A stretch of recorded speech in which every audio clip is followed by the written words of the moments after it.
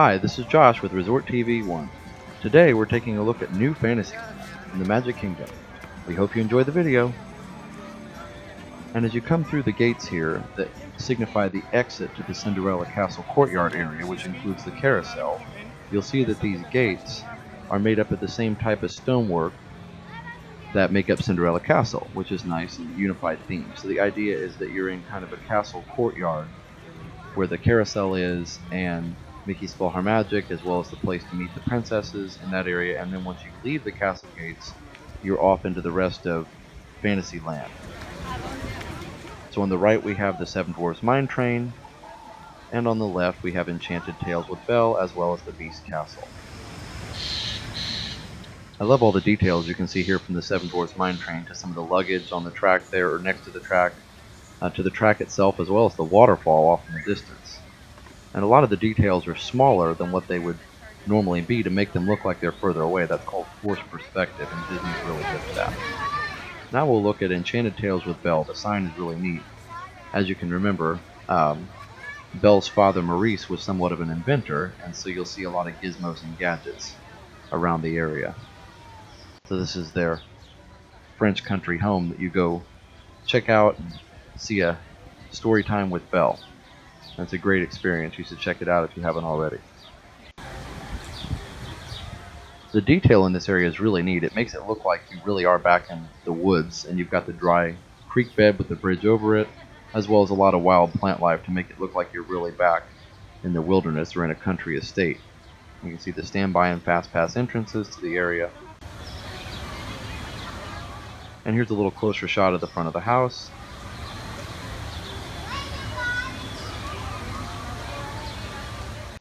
And again, the yard's somewhat overgrown on purpose. Another shot of another section of the dry creek bed. It's just really well themed, and it's amazing. Just a few steps out of busy Fantasyland, you get back here and it looks like you're back in the wilderness. It's very well done.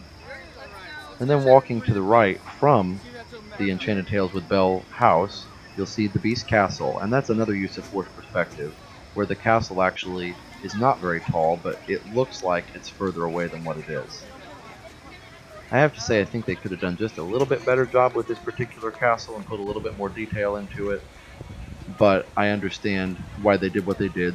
The Beast Castle is supposed to be on a mountain, and the mountain serves actually as a facade for the actual Beauty and the Beast restaurant itself, or Be Our Guest restaurant. And you can see the area is very well landscaped and very beautiful, with the waterfall as well as the bridge over the moat, and they keep the water in the moat very clear, like you'd expect a mountain stream to be, as well as the plant life around the bridge and around the castle that makes it look like you're in the mountains, as opposed to Belle's Cottage, which is right next door. And it's amazing how quickly Disney can change the theme in an area. And then again, on the other side of the main walkway, you'll see the Seven Dwarfs Mine Train, complete with waterfalls that actually lead into that same waterway that we just looked at, and it goes under the main pedestrian walkway as well. And journeying just a bit further into New Fantasyland, we'll come to kind of a town square based on the original Beauty and the Beast movie, and you can see Gaston's Tavern, as well as the statue of Gaston, and a country shop, and then there's a restroom area, and we'll look at all those throughout the video here. So you can see Gaston with his kegs of beer, as well as LeFou. I believe I'm pronouncing that correctly, or pretty close. And you can see the sign there, an extravagantly generous gift from Gaston. Gaston?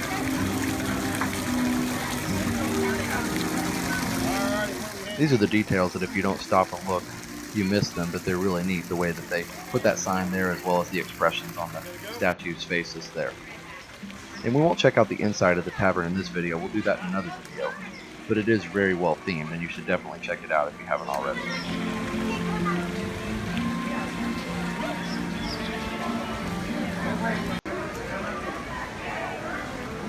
This is the side of Gaston's Tavern. It's quite a large building. There's even a round room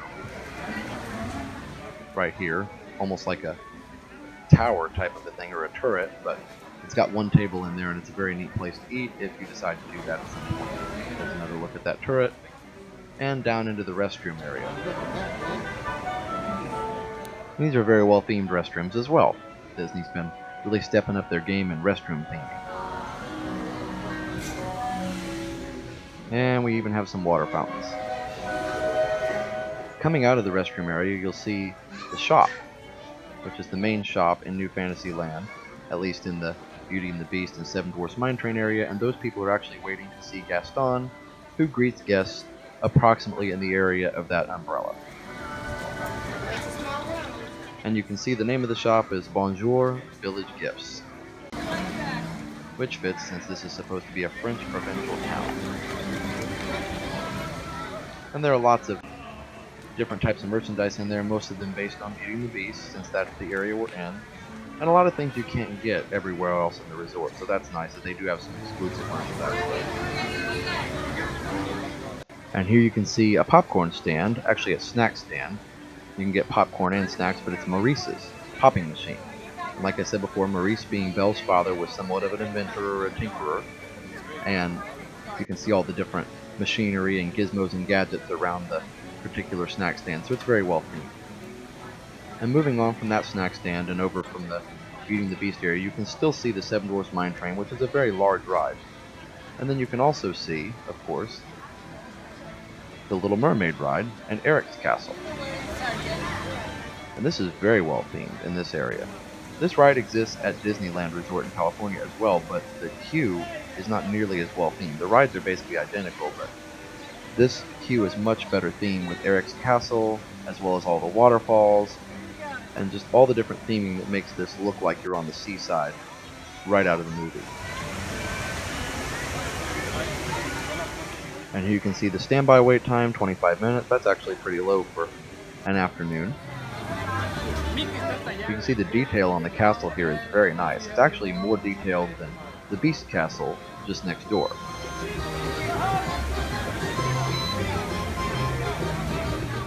So if you do ride this ride, and I'm sure most of you have or will, you need to take the time to really enjoy the theming of the area, because it's really something that Disney goes the extra mile on that a lot of theme parks in different areas do not quite do as well as Disney does, in my opinion.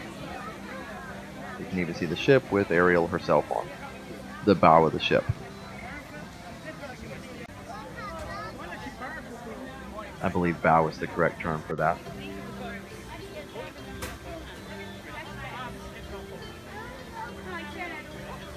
And we were lucky to have such a great sunny day to do filming here today, because you can really see the colors again popping out on such a sunny day. There you can see people exiting the ride. This is where they exit from, these two little openings in the rock or in the cave. And a nice waterfall.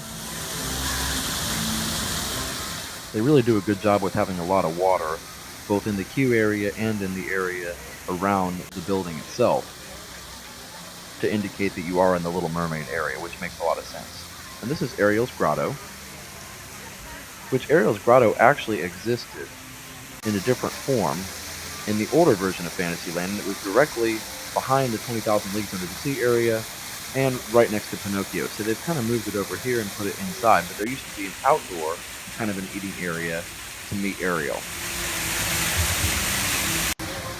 So this is basically an Ariel meet and greet. I haven't actually done it myself, so if there's more to it than that, leave a comment, because I don't exactly know, other than just a meet and greet, what they do there, but I'm sure it's great, especially if your kids are fans of Ariel.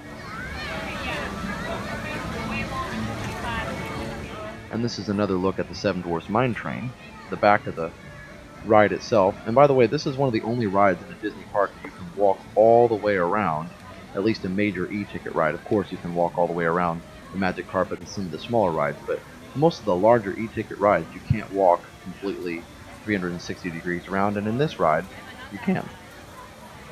And so they've themed the backside of it. They've added this wooden statue of Triton, as well as wood carving workshop and things like that we'll look at. So here's Seafarer's wood carving sign. So instead of leaving the back of the mountain just bare, Disney really put a lot of effort into theming this backside, putting a little snack stand over there, as well as this wood carving area, and I think they did a great job with it. I love the details in this particular Triton statue. I'm not sure if it actually is wood, I doubt it, but they made it look really like it is wood. You can see wood carving tools, as well as sketches that would have been used to build a type of a wood carving. seahorse and different sculptor's tools there. And even a little game for kids to play here. Now this is a nice area to get out of the sun. It's usually not very crowded. A lot of people just bypass this area, so if you want to get out of the sun, I'd recommend coming in here, maybe even to finish a snack that you just purchased at the snack stand next door. And here's a nice map of the world that may have been correct around the fairy tale time of The Little Mermaid. And this is actually a Disney Vacation Club sales center in here. You can see a beautiful painting of the town inspired by The Little Mermaid movie itself, and a painting of Eric's castle to show you just how accurate the castle just across the street is to the movie. There you can see again the beautiful blue sky, and right across from The Little Mermaid as well as Ariel's grotto. And this is the outside of the building we were just in. Talks about cartography, which is map making. Most of you probably know that, but back from the time of sea explorers, people like Magellan, that's the idea, I think, behind that area. And now we'll leave the Seven Dwarfs Mine Train as well as the Little Mermaid area, and we'll head into the last section of New Fantasyland called Storybook Circus. I always want to say Storybook from the Once Upon a Time show, but it's actually Storybook. And you can see all the posters. Throughout this whole area there are posters advertising the circus theme of the area. And they're very authentic to what circus posters are supposed to look like. I really like all the fonts and the graphics, the amazing, stupendous, wonderful, all the adjectives that they use in the circus poster type of a theme. This is Big Top Souvenirs, which is the main store, which was there before when it was Mickey's Toontown Fair. It was just another type of a circus tent, so they just rethemed it. It's a very large store. There's even a small eating area and snack stand in there where you can get bakery items and things like that. And here's Dumbo, which Dumbo now has 2 actual spinners, so 2 actual rides where you can ride either one, and it makes the wait time be a little bit less. You can see Timothy on top of the sign, Timothy the mouse. And they did a great job too. They put these Dumbo spinners over the top of fountains to make it look very beautiful, and at night there are lights that come up from the water and make it look even better. You can see Dumbo coming in for a landing.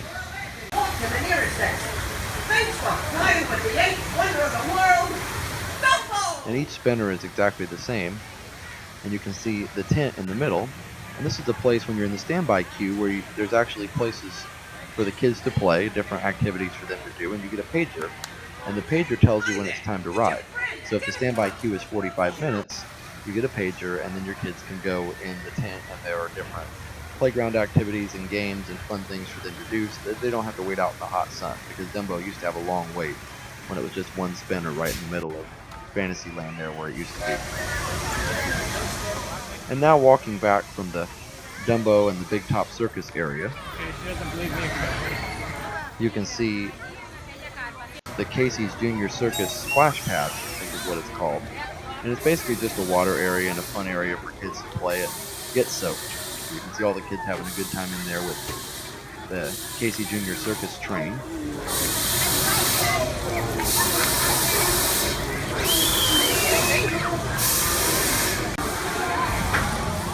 And next to the splash pad is, of course, Goofy's Barnstormer. And the Barnstormer has been around for a while, but they've rethemed it more in a Storybook Circus theme. And you can see there where the coaster actually comes through the sign, almost like Goofy flying through the sign in one of the older Goofy cartoons. And around that, you can even see circus-type posters and advertisements for the Great Goofini. All the great things that Goofy can do, and I believe there was cartoons about the Great Goofini. Some of the older Goofy cartoons were a lot of fun. Some of my favorites were when they had the voiceover, and it was kind of a sarcastic way explaining how to do things, and Goofy would try and do them and kind of mess up as he did. And it was really, to me, that was really, really funny and really fun to watch. So the coaster itself actually will take adults as well as kids, but it is a little bit of a tight fit for adults. And you can see the backside of the Casey Jr. Splash and Soak area. You can see that the train cars are themed after various animals and things like that that would have been on the Casey Jr. Circus Railroad. You can see a little merchandise stand with some merchandise and some towels that are still dry. And you can see the kids are having a great time. There's the side of the Big Top souvenir shop. And we'll look at some of the circus posters on the way over to Pete's Sideshow, which is another tent where you can meet some other Disney characters. So let's take a look at some of the posters as we go around here. Here's an advertisement for Strongman Pete, lifter of all things heavy. Pluto. You can see Clara and Horace, which you don't see those characters too often. They were in a lot of the older Disney cartoons, but they've since gone by the wayside, so it's nice to see them get a mention here. We've got advertisements for the world's most amazing gifts at the Big Top Souvenir Shop. So everything following the circus theme. You can see you can meet Minnie Magnifique as well as Madame Daisy, the fortune teller. And you can see Sideshow Pete with his tacky, almost a carnival barker outfit. That's the idea. So Pete being the mastermind behind all these sideshow activities and trying to make a ton of money in the process. I'm sure Pete always had the get-rich schemes in the cartoons. The calliope here is really neat. Amazing. Minnie Magnifique has come all the way direct from Paris to meet you. It looks like it's an authentic calliope, although the calliope music I think is coming from the speakers and not the calliope itself. Here's another advertisement from the Great Goofini and the Astounding Donaldo. So those are the characters you can see inside the sideshow. And then next to that there's a Storybook Circus tent where you can see some of the props that might have been used in the circus itself. And of course it's a nice place to sit and either have a snack or just cool off.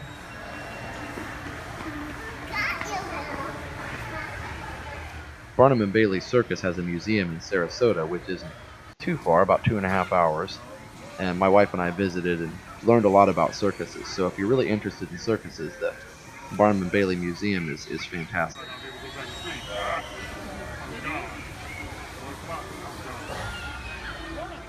This is the side of the train station. You can see kind of a receiving dock area with some fake luggage there that look like it's just been either unloaded or is getting ready to be loaded on the train. And also on the side there you can see some of the circus props that would probably have come off the railroad as well. And a poster and an advertisement for the circus, because remember, most circuses that came through town in the time period, the heyday of circuses, would have come through on the railroad because it was easier to put all the things that a circus needed on a train as opposed to getting several trucks to haul them. And there's a restroom area here right next to the train station.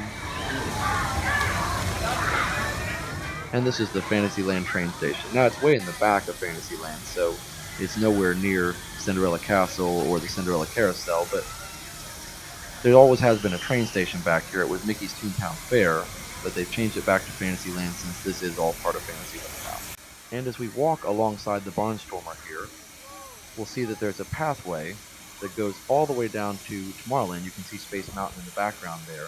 A lot of people think this is just the queue for the Barnstormer, but it actually goes all the way back to Tomorrowland. We'll also take a look at the beautiful steam locomotive here on the Walt Disney Railway.